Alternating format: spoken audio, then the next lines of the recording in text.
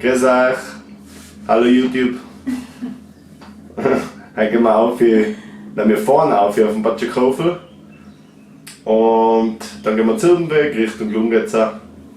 Schauen wir mal, vielleicht gehen wir noch auf die Viggarspitzen, je nachdem wie wir Lust haben. Wunderschöner Tag heute. Fast keine Wolken. Blauer Himmel. Und wir freuen uns schon voll. Ich hoffe, jetzt kommt es mit uns mit.